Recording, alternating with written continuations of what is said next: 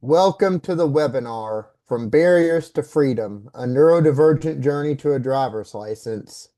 I'm Jimmy Humphrey, ambassador at Neurodiverse Technologies, and today I will be telling my story about how I learned to drive as a lifelong neurodivergent individual, as well as introducing the new Sandy driving simulator. I'm 32 years old and have been a neurodiverse driver myself for 13 years. And today, I'm going to tell my story of how I got to this point. I was diagnosed as being on the autistic spectrum at age 5 in 1998, back when they called it Asperger syndrome. I got my driver's license in 2012 at age 19 and have been a successful driver since, maintaining a clean driving record with no tickets or wrecks and over 140,000 miles on the road. And if I could say anything to prospective neurodiverse drivers, I would say you can do it. I feel like the biggest strengths that my neurodiversity has given me include my focused interests. These have ranged from vacuum cleaners when I was a toddler to classic video games to geography. And I even came in third place in the Tennessee State Geography Bee in eighth grade. But my longest lasting focused interest is car safety. I've studied it for over 20 years at this point, and it's something that I hold near and dear to my heart. I've been to two real life crash tests when I was 15 and 16. And I also have hyperlexia, where I'm really good with words and spellings.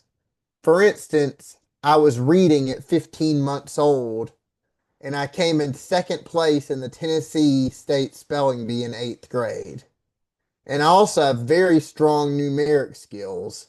I can tell you any day of the week from 1804 to 2195. My biggest weaknesses are probably my sensory issues and my anxiety about change.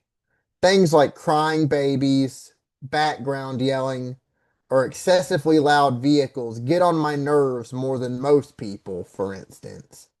And I have difficulties tuning things out in general, both visually and with sounds.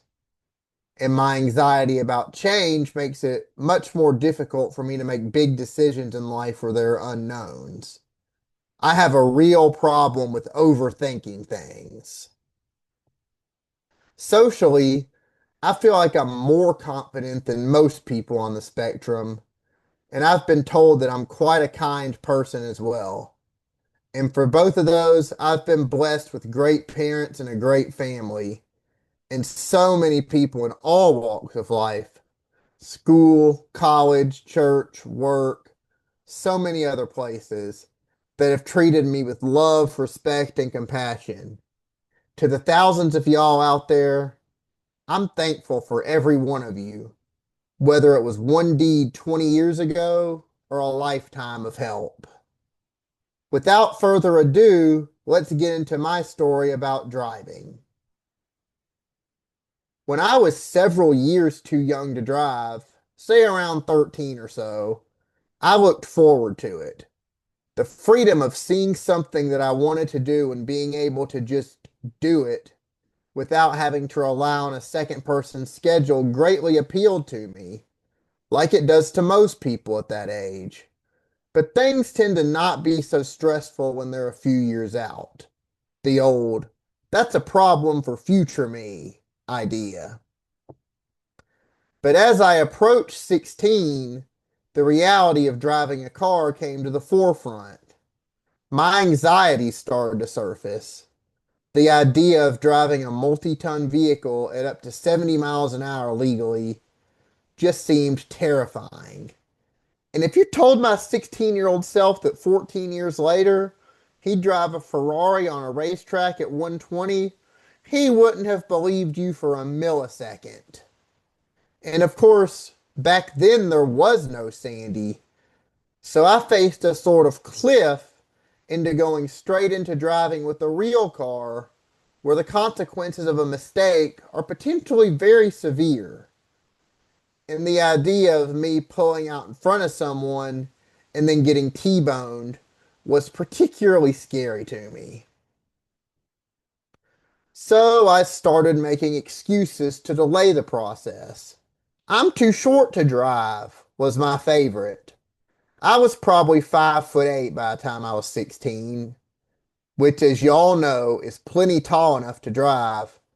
But I was born in 1992 and was a small child during the airbag controversies of the late 90s, when small children and very small adults were being severely hurt and killed by airbags. So I always like to have the passenger seat all the way back, have airbag protection on my own terms. And I couldn't do this with the driver's seat at just 5'8". So airbags kind of just became an easy scapegoat. And anyway, airbags since about 2000 or so have been very well designed and are nothing to be afraid of if you're seated properly. And this was about 2009. So ultimately, the thing about being short was largely just a way to mask plain and simple anxiety. I did get my permit when I was 16 years and 7 months old on July 31st, 2009. So we had plans for me to start practicing, but that cliff was still there. And this was also about the same time my mom started encouraging me to learn how to drive.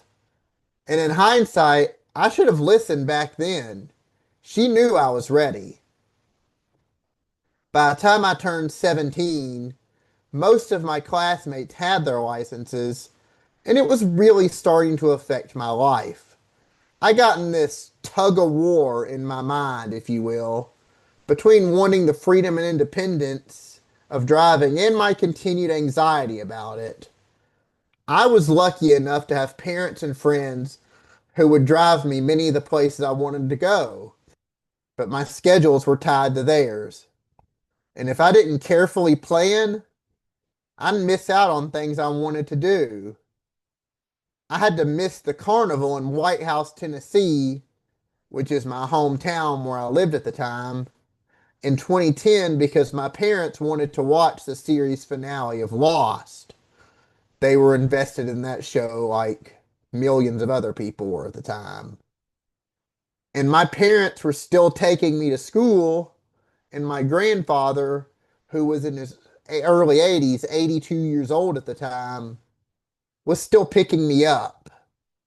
But at least for senior year, I was able to give him a break and get my best friend to start driving me home. I started driver's ed in late 2010 when I was nearing my 18th birthday. And I picked up on the basics pretty well, and we started on practical driving lessons on December 19th, 2010, when I was turning 18 later that month.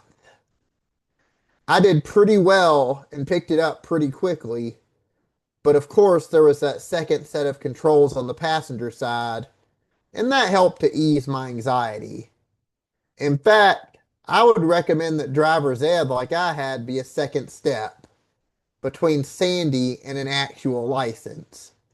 And after these lessons, I slowly started to get in a mindset of being ready to drive.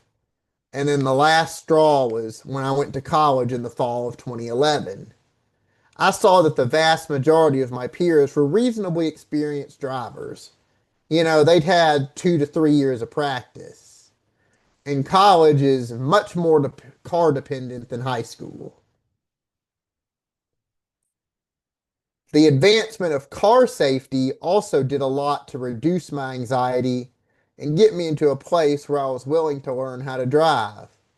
By the end of 2011, as I was getting close to 19, I decided that I was willing to drive if I had a car with good crash test ratings and front, side, and curtain airbags, which is a safety precaution that I would recommend for any new driver nowadays.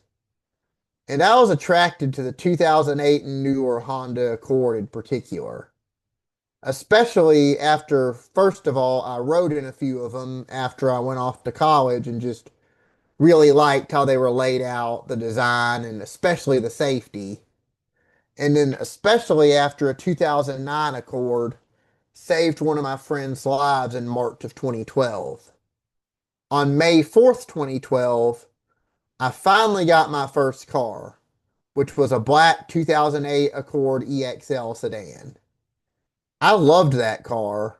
I named it Amanda, and the reason for that name was my hyperlexia. I've been fascinated by the name Amanda since I was 7 because it's a relatively short name, 6 letters, but it has 3 A's in it. And since the chord also starts with an A, it seemed fitting. I would have to use that accord to learn how to drive, so I was committed at this point. There was no going back after getting that expensive car. So when I actually started the learning process, my parents had a split opinion. My mom had known that I was ready to drive since I was about 16 years old, but my dad was more overprotective, and he wanted me to wait longer, a couple more years till I was about 21. And therefore, it was my mom who took the lead and rode with me as I was learning. She was extremely supportive and helpful the whole time. And she said that it's one of the scariest things that she's ever had to do in her life. So I'm very thankful for her help. I started in the parking lot of our local middle school on a Saturday, May 5th, 2012, the day after I got the Accord. And I learned the basics of controlling a car there, turning, braking, accelerating, and all that. And I found it much easier than I was expecting. Part of that was that it was just a good car, well set up, good handling, good visibility, and all that. But most of it was just me overcoming that anxiety cliff where I'd built up in my head that driving would be very difficult, almost like magic. And then I started making actual trips with my mom in the car. That Monday, May 7th, 2012, we went to a Kroger about 3 miles from my house, and we progressively built up from there. Within a week, I was driving to Hendersonville, a city of about 50,000 people that was about 10 miles south of where I lived at the time. And my mom was the perfect teacher. She told me what mistakes I was making and how to correct them without freaking out. And the last thing you want to do teaching a new driver is to freak out, especially if that new driver is on the spectrum. And my biggest issue was that I looked at the speedometer and the gauges way too much. I got fixated on the exact speed I was going and would always try to match my speed exactly to the speed limit. And as you know, there's only so much attention, so much bandwidth that you can give to things. And when you're devoting so much of it to the numbers on the dash, you're not giving enough to the actual road and the surroundings. And driving is a very dynamic thing, and conditions can change literally in a split second. And that dynamic nature was one of the things that I didn't fully understand early on. I tried to drive by the numbers. I also would hesitate when I shouldn't have. For instance, I required way too much space before turning. And that over erring on the side of safety is something that can really only be cured by experience. It took me a year or two before I fully overcame this and became a truly well balanced driver. And another thing that was drilled into my head by my dad, who occasionally rode with us, especially, was see, evaluate, execute. And when you execute, you really execute. He used more colorful language than that, but that's how you get into the head of a 19-year-old sometimes. It took some time, but ultimately I became a competent driver, and now I have 13 years of experience and have still never had a ticket or a wreck. In the 13 years that I've been able to drive, it's made my life better in ways that I couldn't have imagined before I got my license. It's easy to think driving is unnecessary when you're a teenager, especially when you have supportive parents and friends like I had. And one of the first ways driving helped me was in college. When I was 18 and first went off to college, I couldn't yet drive, so my only practical way to attend college was to live on campus. I went away to college and lived on campus at Tennessee Tech, but I wasn't yet mature enough to live on my own, and consequently, I didn't do that very well. However, over the summers and weekends of my second year, I was practicing driving. And when I came back home in 2013, I was able to go to Vol State, which is a local community college, get my associate's degree there, and then go on to WKU. And I was able to devote my attention to college itself rather than having to figure out both how to live on my own and manage classes that were harder than they'd ever been in high school at the same time.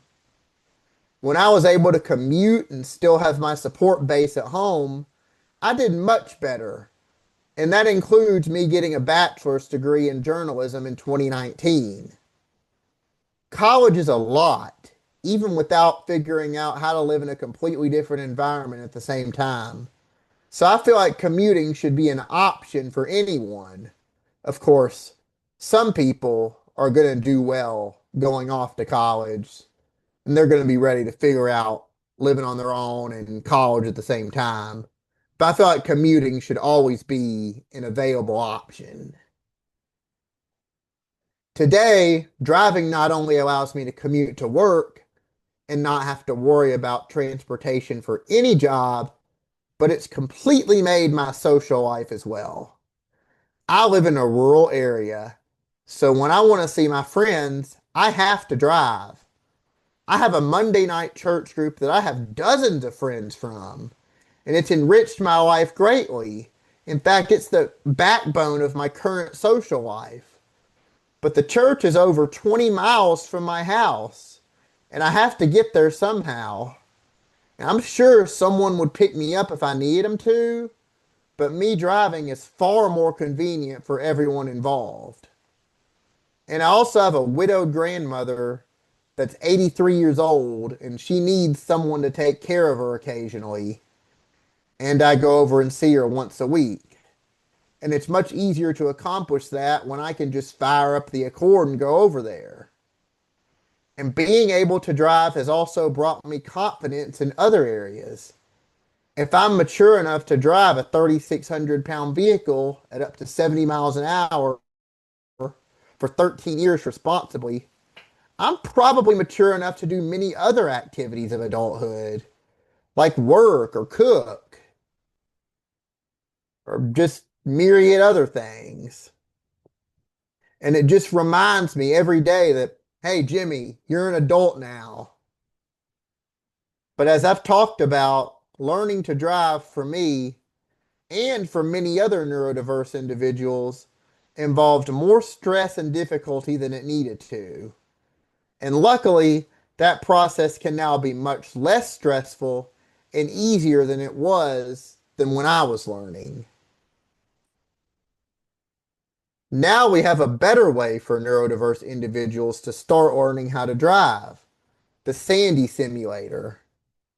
I found out about Sandy during car safety research for my blog in March and decided to visit the Vanderbilt Frist Center for Autism and Innovation, where the first simulator deployment is located, to check it out. During my visits, I let them know of my passion for car safety and experience as a car safety blogger, and soon I became an official ambassador for neurodiverse technologies. But now, let's get into what Sandy is and where it fits into the learning process. Sandy stands for the Simulator for Advanced Neurodiverse Driving Instruction.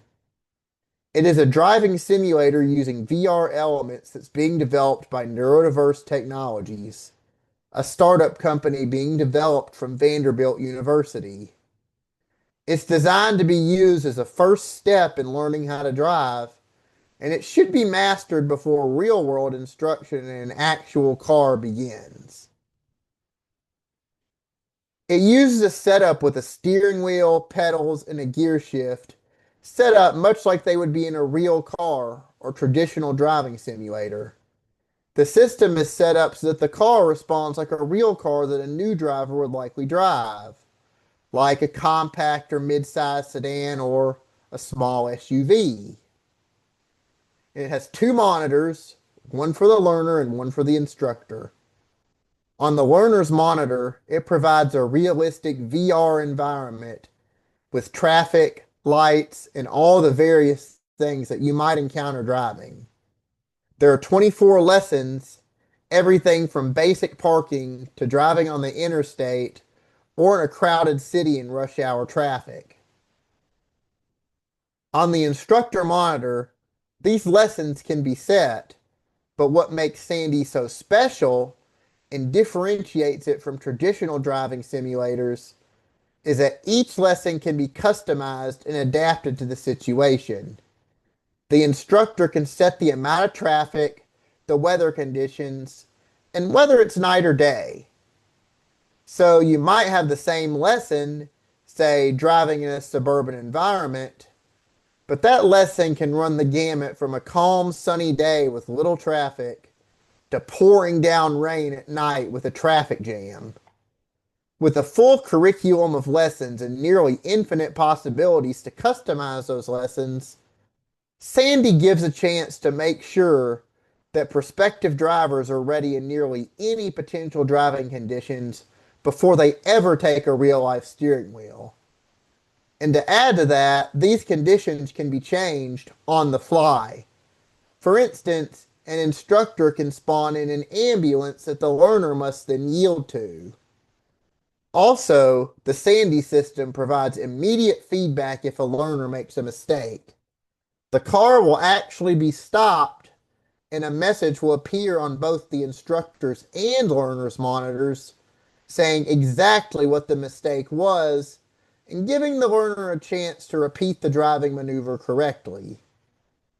In addition to improving Sandy's efficacy in teaching prospective drivers how to drive, it has another advantage that might not often be thought of.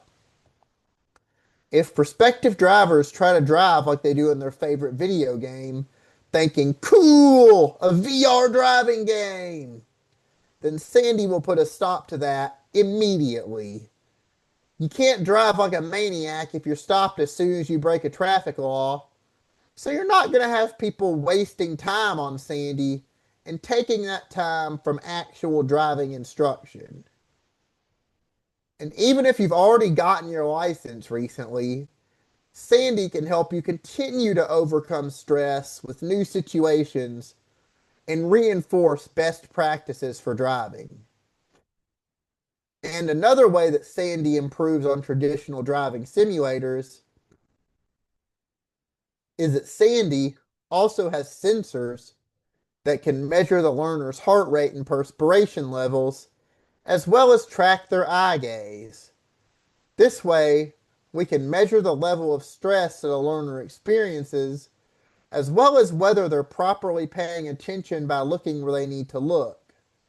And these sensors are completely non-intrusive. Sandy also collects and saves data that can be used to help improve driver education for neurodiverse individuals in the future. Me and others who have used the Sandy system have found that it's somewhat more difficult than real life driving. And this is a good thing, as we don't just want drivers. We want safe drivers who are prepared for anything that the real world might throw at them. One of our main goals with Sandy is that by the time a new driver gets on the road, they already have that first layer of experience and preparedness. With Sandy, more than ever, neurodiverse individuals can get out on the road safely. But why do we need Sandy? And why is it more necessary now than ever before?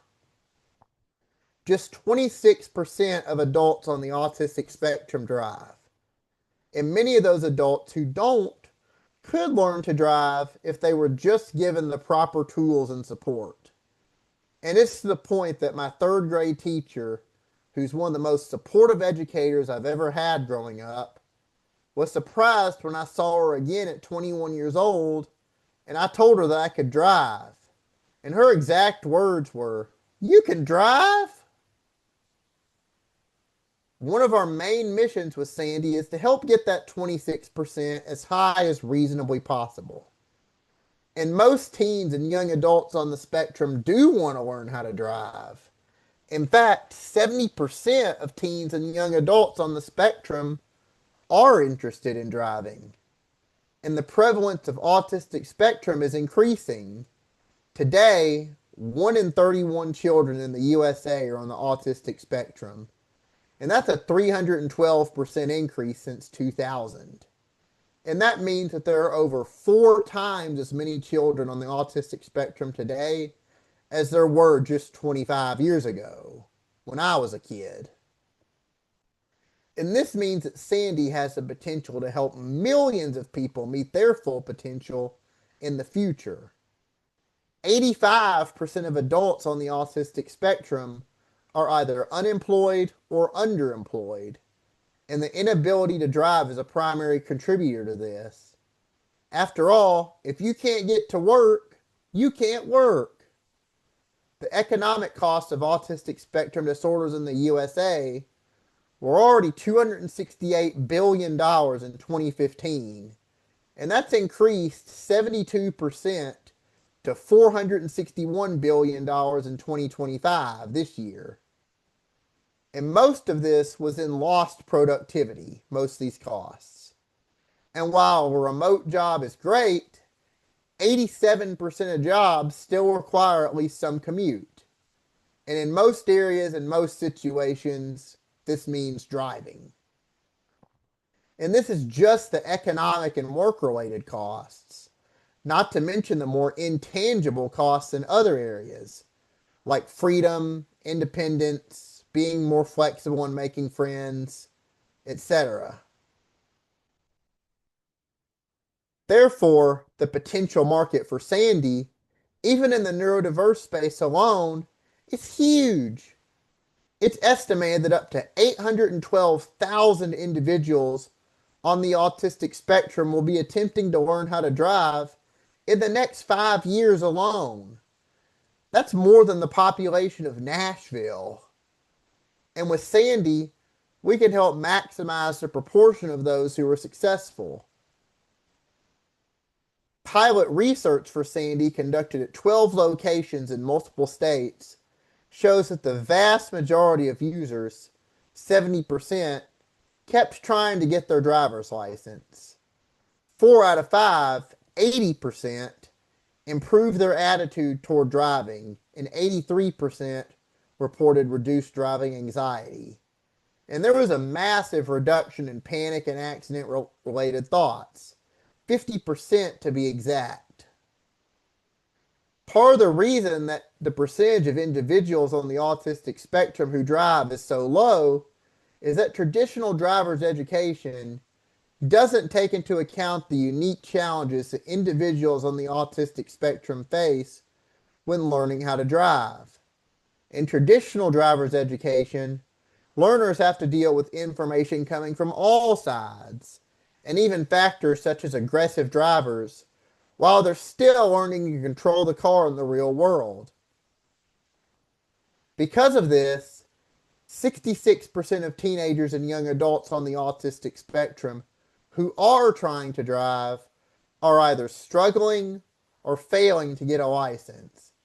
It's hard enough for a neurotypical teenager trying to learn how to drive while some jacked up truck is tailgating them.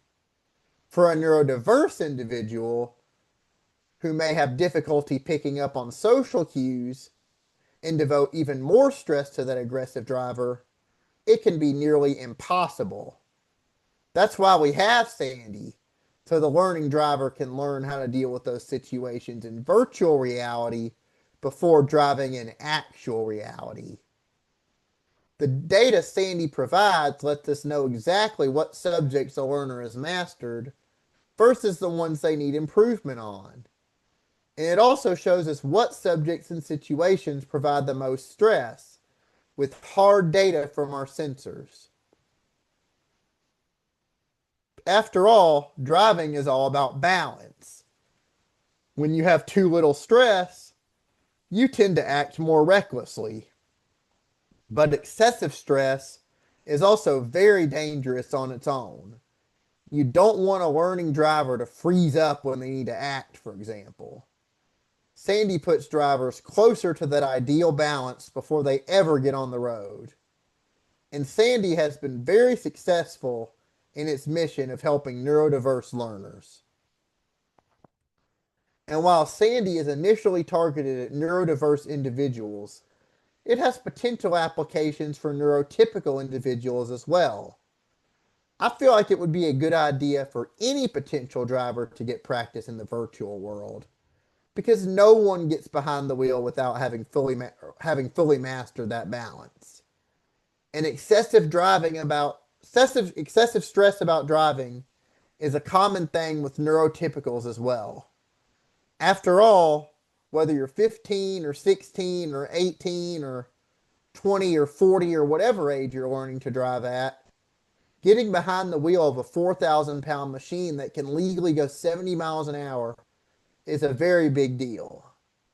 Sandy can help both neurodiverse and neurotypical individuals get on the road safely. The primary audiences for Sandy deployment are high schools, traditional driver's ed facilities, autism advocacy groups, behavioral health clinics, and occupational therapists. For instance, a high school could order a Sandy system or a few, depending on the school's size. And that could give all of the students in the school, neurodiverse or neurotypical, easy access to the Sandy system in a place that they're already at every day. I'm particularly excited about the potential for Sandy to help out, both in giving people the confidence to drive at all and to create safer drivers in a school environment.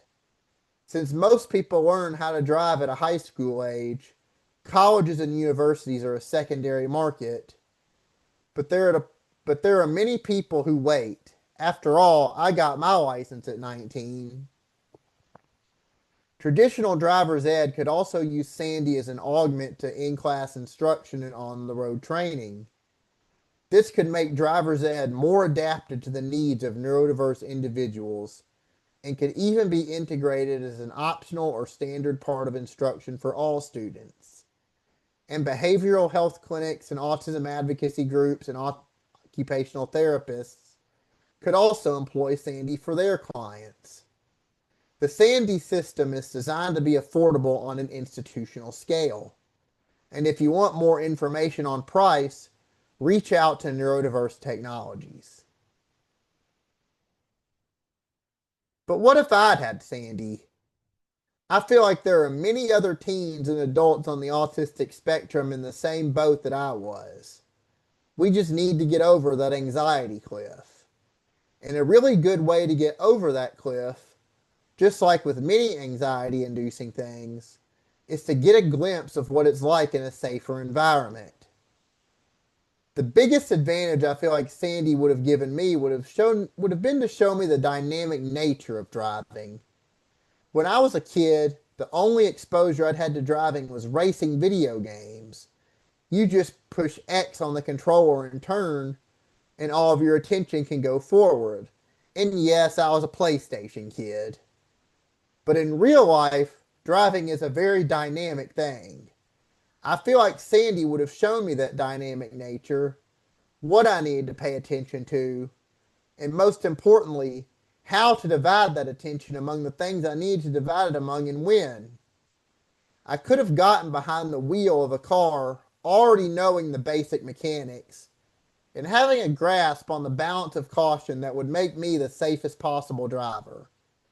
And I'm guessing that if I'd gone through the entire Sandy curriculum and mastered it, I would have started driving with about the same competency that I'd only developed in about 6 months in reality. And with me, like most drivers, those 6 months are critical. You're far safer on the road with 6 months of good practice than on your first few drives. I also feel like Sandy could have helped me get behind the wheel sooner. In my case, and I feel like in many neurodiverse individuals' cases, driving is something that sounds like a lot on paper, but once you actually do it, it's easier than it seems like it would be. I waited 3.5 extra years to get my license. I turned 16 at Christmas time 2008, but I didn't get my license until July 30th, 2012. In hindsight, I realized that I was probably mature enough to drive a couple years before that, but it was anxiety holding me back. Getting to see what it was actually like to drive in a safe environment would have helped me overcome that anxiety earlier. Being able to drive 2 years sooner would have allowed me to live up to my potential and take a load off my parents and friends earlier, as well as building up confidence at a critical age. Sandy could have gotten me out on the road safely at an earlier age. Instead of learning how to drive at 19, I could have learned how to drive and been even safer at 17. Besides the use of Sandy, there are a couple of other things I wanted to touch on. For one, even to this day, I find aggressive drivers to be the biggest issue that I have to deal with while driving. Luckily, I don't have to deal with them every drive. Probably only a small percentage, as a matter of fact. And the way I deal with them is just to talk myself through it and remind myself of how far car safety has come. And that if I drive responsibly myself, a wreck is very unlikely to happen. And if it does, it probably won't result in anything worse than a totaled car.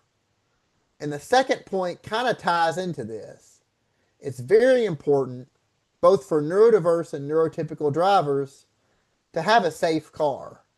That doesn't mean that you need to spend 50 grand on a brand new Volvo or get your kid a jacked up 3-ton SUV. In fact, I'd recommend against the jacked up 3-ton SUV. What this does mean is that on whatever budget you're on, safe and practical should come before cool. Good crash test ratings and features like front, side, and curtain airbags and electronic stability control should be a priority, not features that a teen might consider cool. Luckily, these safety features have been common on new cars since the late 2000s, over 15 years at this point, so they can be bought inexpensively. And in terms of size, I'd recommend something that's not on one extreme or the other. I'd say something like a compact car would be big enough, like a size of a Civic or a Corolla or a Focus or a Cruze or something like that. But if you were the new driver and wants bigger, I'd say it could go up to about the size of a mid-size SUV, like the size of, say, a Toyota 4Runner, Ford Explorer, Honda Pilot, something like that, before things start getting too unwieldy. Finally, I wanted to touch on the general trend of increasing accessibility and acceptance of neurodiverse individuals in the world. Since I was diagnosed with autism in 1998, there's been major progress and innovation in these fields, and Sandy is but one facet of that. For instance, VR technology, like that used in Sandy, has also been applied to other scenarios, such as a job interview simulator for neurodiverse individuals, as well as an autistic spectrum simulator that shows neurotypicals how a neurodiverse individual might experience the world differently than themselves.